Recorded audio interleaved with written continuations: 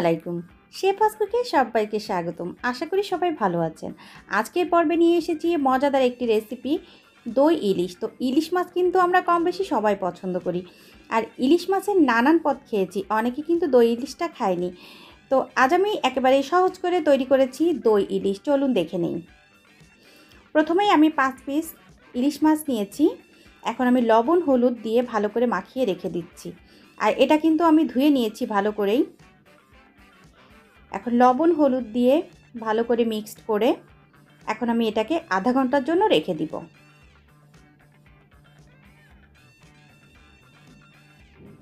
মাখানো হয়ে গিয়েছে।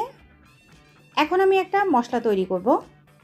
সেজন্য একটা বাটি নিয়ে নিলাম, আর বাটির মধ্যে দিয়ে দিলাম 1 চা চামচ পরিমাণ পোস্ত দানা। আর দিয়ে দিচ্ছি 1 টেবিল চামচ পরিমাণ সরিষা। এখানে আমি 2 রকমের সরিষা নিয়েছি, হলুদ সরিষা আর কালো সরিষা। আপনাদের কাছে যদি হলুদটা না থাকে তাহলে কালোটা দিবেন। এটা আমি এখন ব্লেন্ডারে ব্লেন্ড করে নিব, সেজন্য আমি কিছুক্ষণ ভিজিয়ে রাখছি। তো এখন আমি নিয়ে নিলাম হাফ কাপ দই, আর এটা কিন্তু টক মিষ্টি দই। আপনাদের কাছে যদি এই দইটা না থাকে তাহলে শুধুমাত্র টক দই দিয়ে করতে পারেন। তো আমি একটু ভালো করে মিক্সড করে পাশে রেখে দিচ্ছি।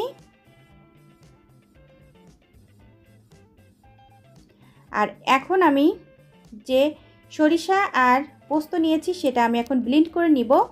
এজন্য আমি এখন এর মধ্যে দিয়ে দিচ্ছি একটু পানি, আর দিয়ে দিচ্ছি এর সাথে 2টি কাঁচামরিচ, আর দিচ্ছি স্বাদ মতো লবণ দিয়ে দিব, আর দিয়ে দিচ্ছি কিছু পেঁয়াজ। আমি সামান্য একটু পেঁয়াজ দিয়েছি, যারা পেঁয়াজ পছন্দ করেন না তারা না দিলেও চলবে।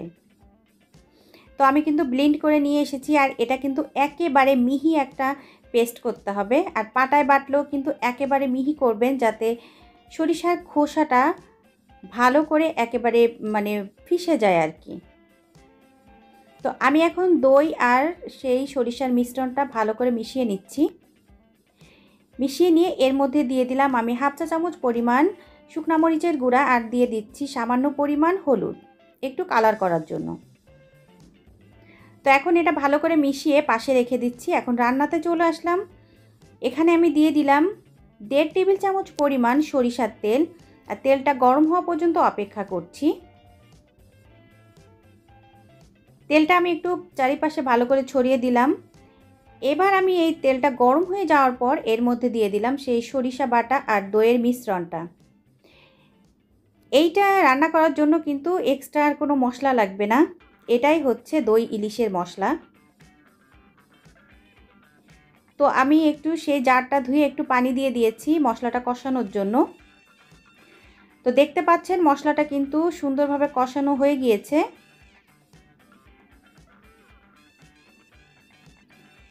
এই পর্যায়ে আমি কিন্তু ঢেকে দিয়েছিলাম। এখন আমি মশলাটা কষানো হওয়ার পরে মাছগুলো দিয়ে দিচ্ছি, আর মাছগুলো দিয়ে আমি একটু উল্টে পাল্টে নিব।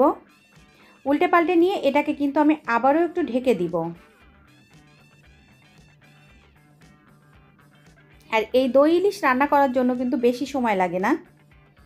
তো যারা আমার চ্যানেলে নতুন, যারা এখনও আমার চ্যানেলটি সাবস্ক্রাইব করেননি, প্লিজ সাবস্ক্রাইব করবেন আর পাশে থাকা বেলটিতে প্রেস করে দেবেন। এতে করে যখনই আমি কোনো নতুন ভিডিও আপলোড করব সঙ্গে সঙ্গে পৌঁছে যাবে আপনাদের কাছে, আর সবার আগে আপনারা দেখে নিতে পারবেন। তো আমি কিন্তু ঢেকে দিয়েছি, আমার কিন্তু এটা প্রায় হয়ে গিয়েছে। সেই পর্যায়ে আমি একটু পানি দিয়ে দিয়েছি। তো এই পানি দেওয়াটা আসলে আমার ভিডিও করা হয়েছিল, কিন্তু পরে দেখি যে ভিডিওটা ডিলিট হয়ে গেছে, সেজন্য আমি দুঃখিত। তো আমি কিন্তু কিছুটা পানি দিয়ে এটা ঢেকে রেখেছিলাম।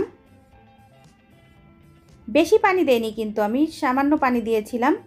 তারপর আমি যখন বলক উঠেছে সে পর্যায়ে এসে আমি দিয়ে দিলাম কাঁচামরিচ। এখন দেখুন এটা আমার একেবারে কমপ্লিট হয়ে গিয়েছে।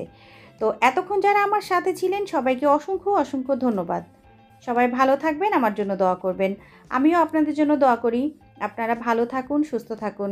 সবাইকে আগামী পর্ব দেখার আমন্ত্রণ জানিয়ে আজকের মতো আমি শিরিনা বিদায় নিচ্ছি।